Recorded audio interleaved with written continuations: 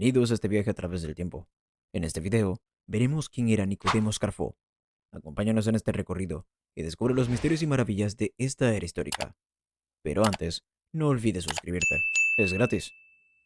Nicodemo Domenico Scarfo Sr., también conocido como Little Nicky, fue un mafioso estadounidense que se desempeñó como jefe de la familia criminal de Filadelfia de 1981 a 1990. Fue infamemente conocido por su reputación de asesino y dirigió a la familia durante su periodo más sangriento, hasta su condena en 1988. Scarfo nació el 8 de marzo de 1929 en Brooklyn, Nueva York, hijo de Philip y Catherine Scarfo, inmigrantes italianos de Nápoles y Calabria. A la edad de 12 años, Scarfo y su familia se mudaron al sur de Filadelfia, donde obtuvo trabajo como jornalero y luego, en 1947, se graduaría en la escuela secundaria Benjamin Franklin. Tras su graduación, se convertiría en boxeador amateur, peleando en pequeños clubes por toda Filadelfia, ganándose una reputación por su temperamento agresivo en el ring. Después de no lograr el éxito en el mundo del boxeo, Scarfo se unió a su tío Nicky Buck, un soldado de la mafia de Filadelfia, que participaba en actividades ilegales y trabajó para él como camarero en un club de su propiedad, mientras aprendía el negocio. En 1954, Scarfo sería propuesto como miembro de la familia criminal de Filadelfia y fue incluido por el entonces jefe Joseph Ida en una ceremonia celebrada en Nueva Jersey junto con dos de sus tíos, que también fueron incluidos como soldados en pleno derecho. Se dice que Scarfo era arrogante y terco, ya que se había negado a casarse con la hija del consigliere, Joe Rugnetta. Tal afrenta supuso para Rugnetta una deshonra y una falta de respeto, lo que en consecuencia provocó fricciones dentro de la familia durante un tiempo. Por aquel entonces, Scarfo se declararía culpable de homicidio por apuñalar fatalmente a un estibador. Debido a ello, pasó unos 6 meses en prisión, y después de su liberación, Angelo Bruno, su jefe, decidió enviarlo a Atlantic City, Nueva Jersey, para supervisar las operaciones de la familia allí. Entre 1971 y 1973, Scarfo cumpliría una pena de casi 2 años de prisión por negarse a testificar ante una comisión de investigación del estado de Nueva Jersey y cumpliría condena junto con el jefe Angelo Bruno y los miembros de la familia criminal Genovese, Gerardo Catena y Luis Mana, con el último de los cuales llegó a formar una gran amistad. En 1976, Atlantic City legalizó el juego y Scarfo priorizó el juego como su principal fuente de ingresos.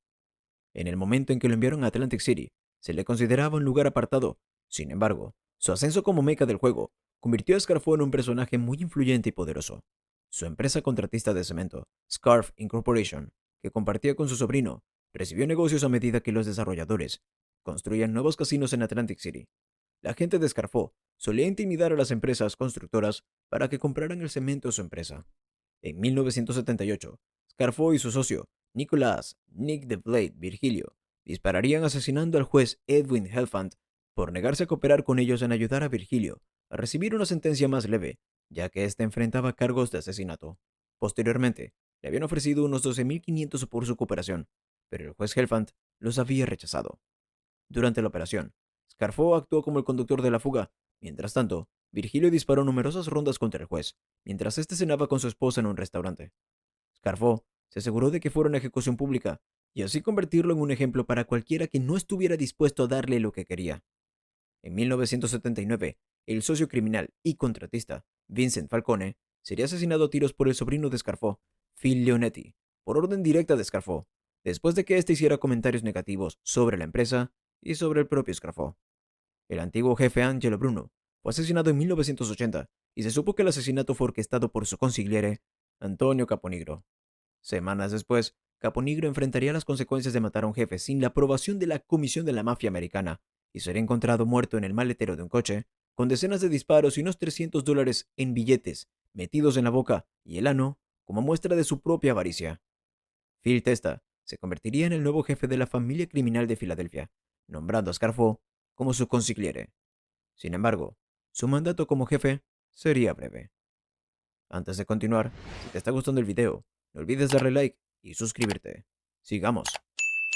En 1981, Testa sería asesinado por una bomba de clavos colocada debajo de su Porsche, por orden de su subjefe y narcotraficante Peter Casella y el capo Frank Narducci Sr., lo que más tarde resultaría en que Narducci fuera asesinado a tiros y Casella fuera desterrado de la mafia y tuviera que huir a Florida.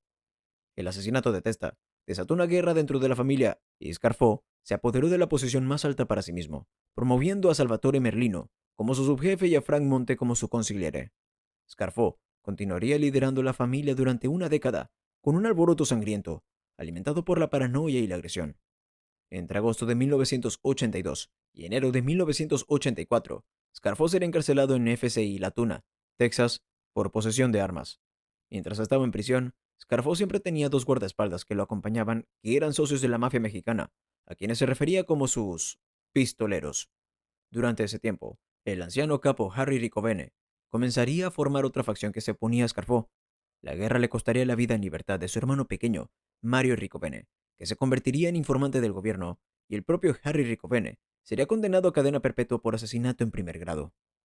En 1984, Scarfo ordenó la muerte de Salvatore Testa, uno de sus capos y principales sicarios, ya que la ambición y la creciente popularidad de Testa hicieron que Scarfo se sintiera amenazado. Testa era el hijo del ex jefe Phil Testa, quien había sido amigo cercano de Scarfo y su mentor. Como resultado del asesinato de Salvatore Testa, Scarfo se ganó la reputación de traicionero y desleal, y varias organizaciones criminales en todo Estados Unidos comenzaron a desconfiar de él.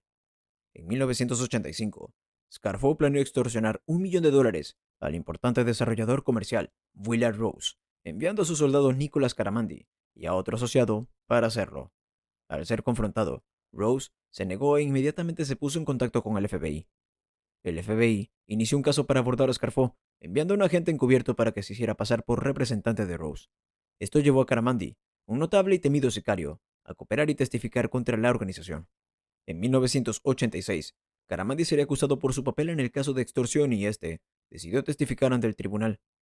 Entre los años 1987 y 1989, Scarfo fue condenado 3 veces, por conspiración, extorsión y asesinato en primer grado, siendo sentenciado a penas de prisión consecutivas de 14 años, 55 años y cadena perpetua respectivamente, aunque la sentencia de cadena perpetua sería posteriormente anulada.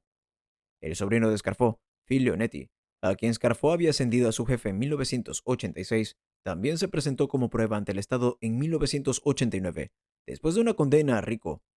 Durante el juicio, el hijo de Scarfo, Mark Scarfo, intentó suicidarse el 1 de noviembre de 1988. Mark, que por aquel entonces tenía solo 17 años, había sido objeto de burlas durante años por parte de sus compañeros de clase, debido a las actividades criminales de su padre. Cada vez más abatido por el posible encarcelamiento de su padre, Mark Scarfo se ahorcó en la oficina de la empresa de suministro de hormigón de Scarfo en Atlantic City.